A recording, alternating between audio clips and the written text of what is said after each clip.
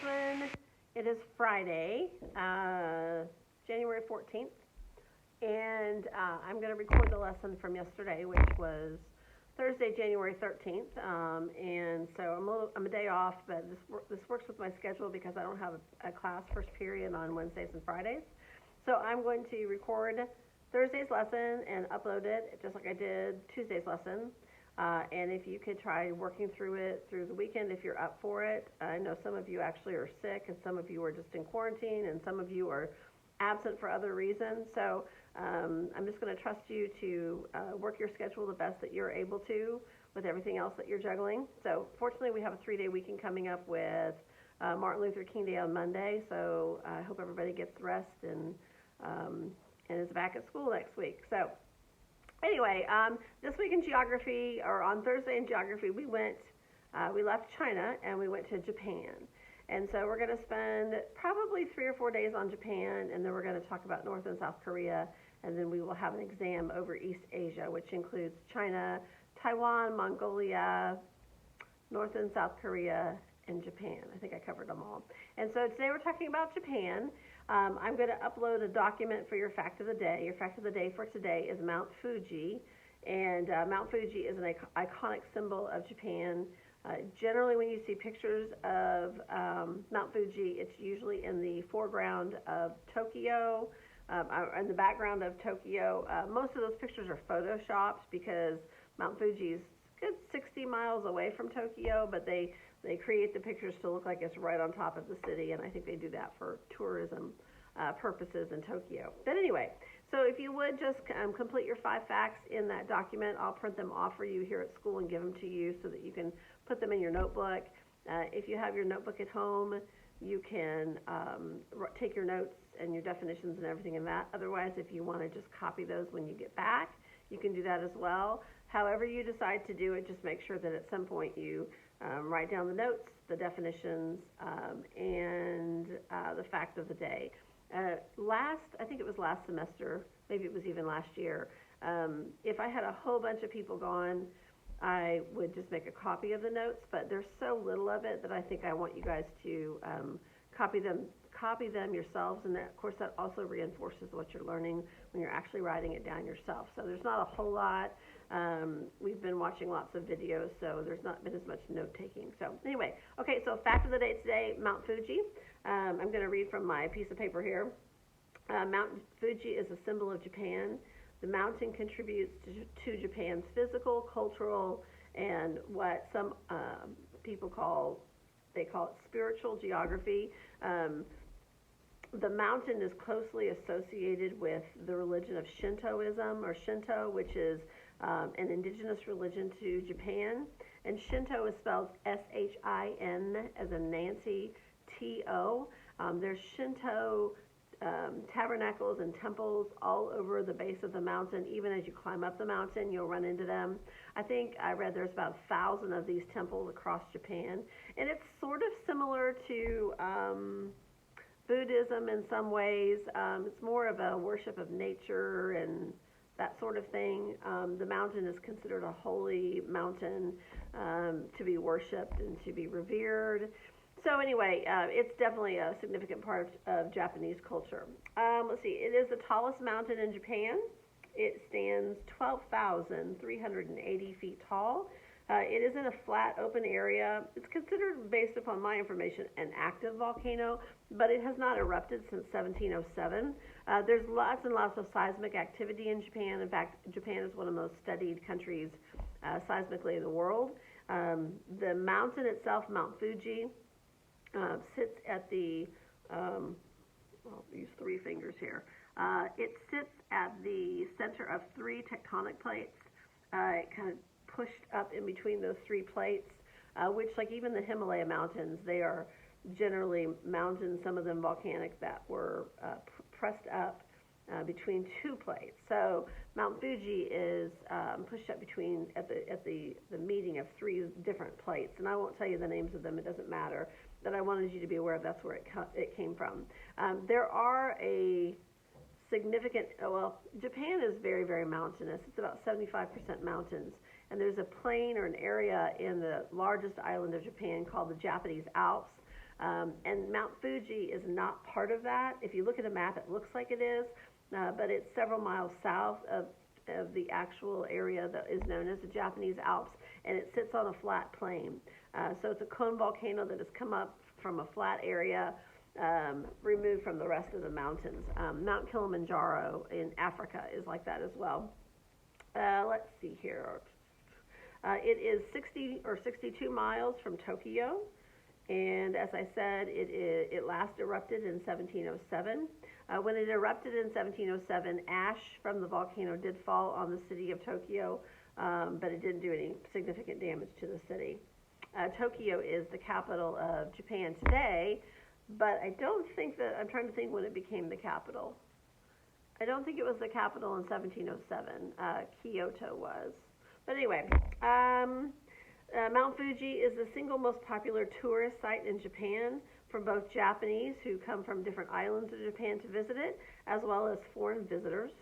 200 people approximately every year climb Mount Fuji. It's not too strenuous of a climb. You'll see some pictures in the PowerPoint of a variety of age of people climbing the mountain. There's different routes that you can take.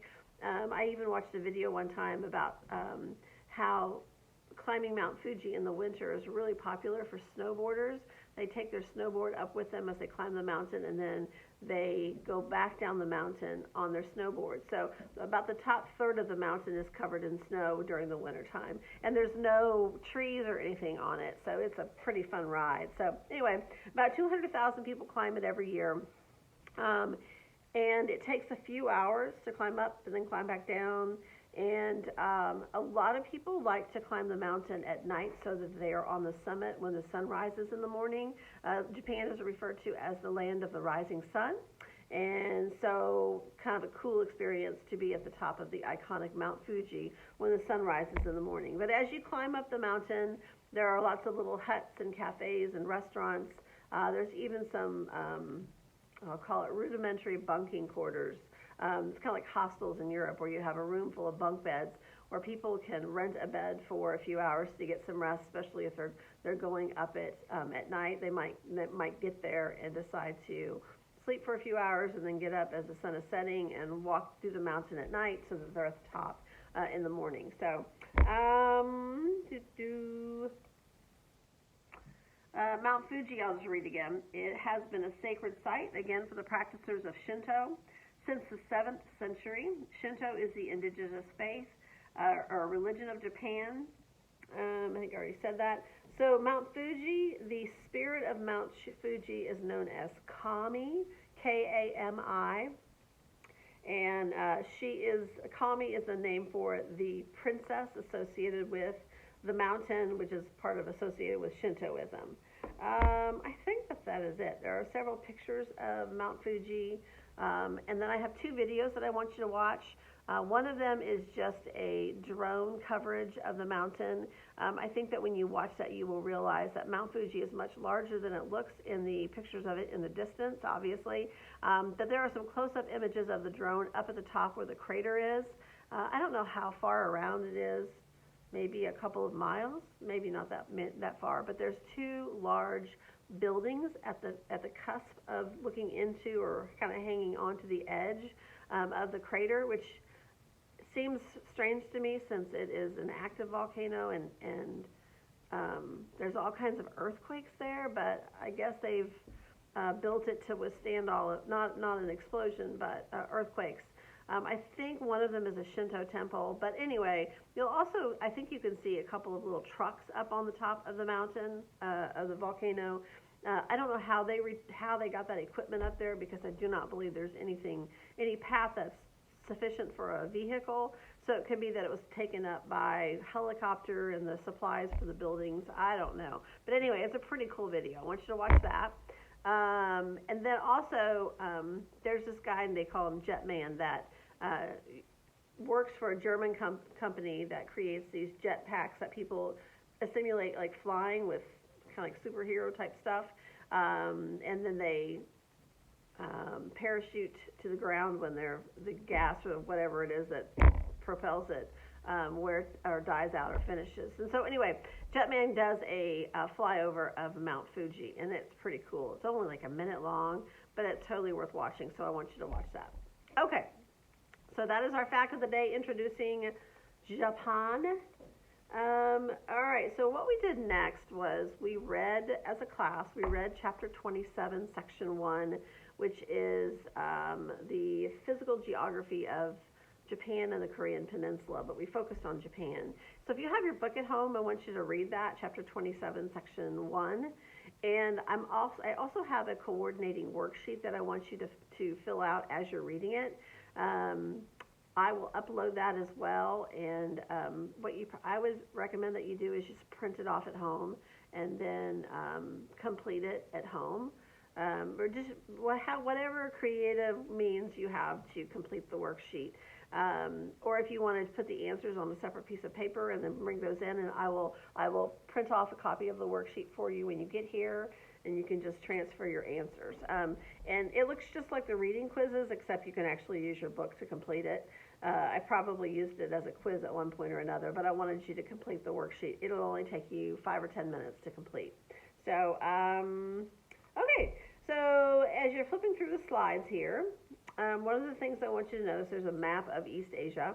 I want you to take a look at the East China Sea, which is in between Japan and China, and then look how close an association Japan is from the Korean Peninsula. That area of the world is kind of a hotbed, lots of tension between China and Japan. China has been building artificial islands in the, I think it is the East China Sea. I was thinking of the South China Sea. Anyway, and partly to provoke Japan. The history, I've mentioned this before, but Japan has been historically an imperial country and has reached out and attacked some of its neighbors, conquering it, treating the people of other nations very poorly, and won't go into much detail about that. But especially in the years after World War I and into World War II, when they were trying to find raw materials like gas and oil to fuel their military machine. And so the Chinese just detest the Japanese. I would say that is as much true today as it was even then. And so the United States Navy patrols a lot of the area over there. They have to be careful not to get too close to China in Chinese waters. But because Japan was our enemy in World War II, they attacked us and whatnot. The treaty that ended the war prevents Japan from actually having a significant navy, and so we have become sort of pseudo-responsible for protecting them against the Chinese. So it's a kind of a convoluted mess. And then I don't know if you guys paid attention that a few days ago, and even as early as, or most recently as last night, Kim Jong-un of North Korea has been firing off missiles to rattle that part of the world again. And if you look at the map, you can see how close North Korea is from Japan. And almost all of the missiles that he tests in the direction of Japan.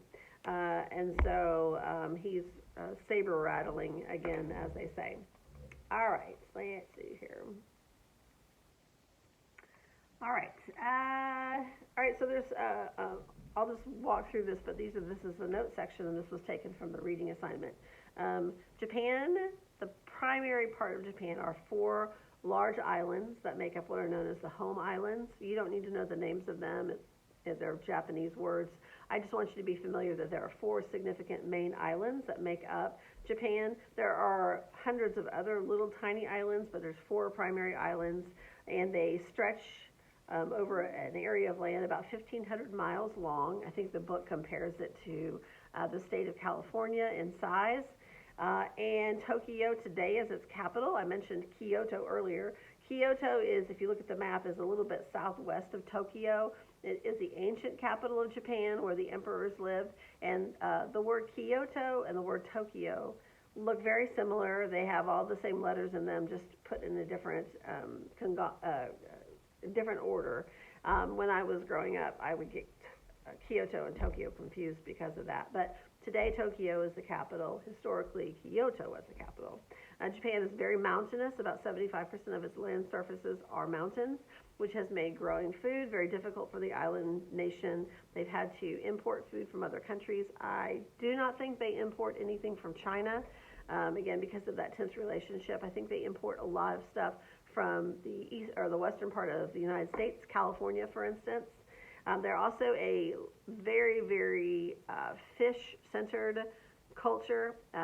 Fresh fish is primary food source there because there is a prevalence of it. I don't have my book in front of me, but there, in chapter 27, section 1, it shows a picture of the island country, and it shows the currents of the ocean to the east of Japan, and there are two significant currents. So if I'm Japan, these two currents push fish towards the island and then push it out back to the ocean again. So Japan is just a fisherman's dream. You can catch just about any fish that you want to, and it's pretty easy because the fish come to the island. We were talking about in class the size of some of the tuna fish that are captured. Tuna is a very valuable fish. As prices are going up around the world, they're going up on fish as well. And if you reel in a good tuna, you might reel in a 700 or 800 pound fish, which is extremely valuable. One of the kids in class was talking about a show that they watch where these fishermen go out to catch tuna, and one fish can be worth potentially thousands of dollars. So in poor countries, catching a handful of tuna fish could be your 6 months salary, what you live on, your family lives on. So, but there's a picture in your textbook of the fish markets in Tokyo and other cities. We're going to watch a video next week and it talks about or references a fish market in Tokyo. The people of Japan eat fish for breakfast. There are fish cafes where people go to breakfast to order fresh fish. Raw fish is a big delicacy as well. And so anyway, fish in Japan. And then also we talked very briefly about the fact that Japan is very susceptible to all kinds of natural disasters, typhoons, monsoons, and then most probably significant are its susceptibility to tsunamis. So tsunamis are created, or a tidal wave that's created from an underwater earthquake, or a volcanic explosion where the earth shifts and it pushes water, pushes air pressure in between the tectonic plates out into the water, and then that has to go somewhere, and it makes its way eventually to land. And as it's moving, as this wave is moving across the ocean, it is collecting water and debris and eventually landfall. Japan had a horrible tsunami about 10 years ago. In fact, I was at school when I got the word across the phone, my news alert, that a tsunami had taken place in Japan, and we turned it on and watched some of it live on television, and it was just absolutely catastrophic. I think almost 30,000 people were confirmed dead within just a few days. And so we watched a couple of videos associated with the tsunamis of Japan, in particular the tsunami of 2011, I believe it was. There was a city in northeast Japan that had a seawall, a 19-foot seawall, and the water just came right over the seawall and just demolished the city. And so you're going to see some of that as well.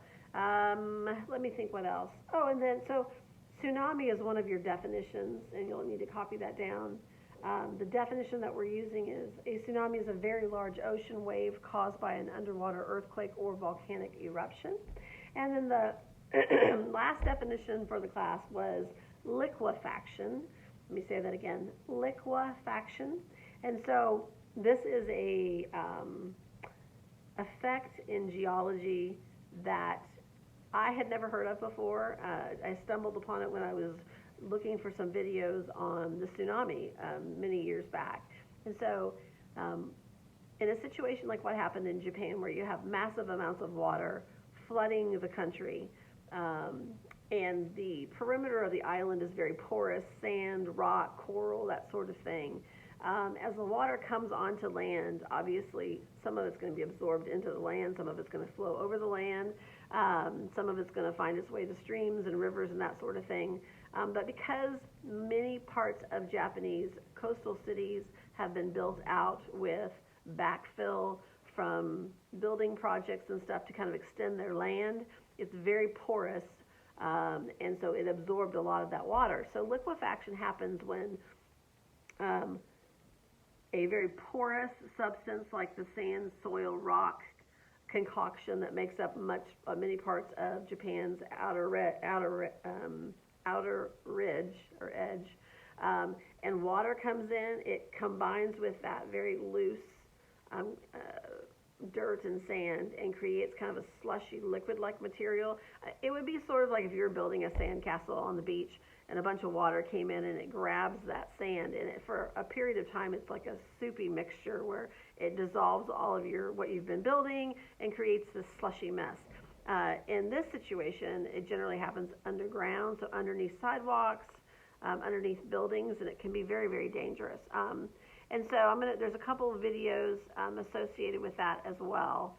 But you'll see sidewalks just shifting, like a crack in the middle, and they'll just be moving because they're sitting on top of this slushy liquefaction substance underneath the ground.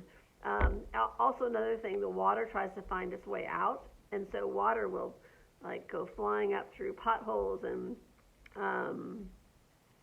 sidewalk cracks and sprinkler systems. And so the video that you're going to see is an American or an English-speaking man who lives in Japan when the earthquake, that 2011 earthquake hit. It was a 9.0 earthquake in the ocean that led to the tsunami. And he felt the earthquake, but as he was walking through the park, he felt the sidewalk kind of moving like this. And he's like, what is happening? And then he noticed things were cracking and water was popping up everywhere. And so he's recording it as he's walking. It's not the best quality video, but you can definitely see it. It's really creepy. So there's a couple of those videos that I'd like you to watch. So, and then there's a few pictures associated with the tsunami from Japan. I'd like you to look those over as well. So with that said, I'm going to upload this to Google Classroom, watch the video lecture, watch the videos that I send to you, do your fact of the day, and then complete your daily assignment log when you're finished so that I know that you've done it, and you'll be up to speed. When you get back to class, you can, if you didn't do it while you were watching the video, you can copy your fact or your definitions and your notes when you get back to class. So hope I see everybody next week. Take care of yourself, keep your family safe, and miss you guys. Looking forward to having you back. Bye.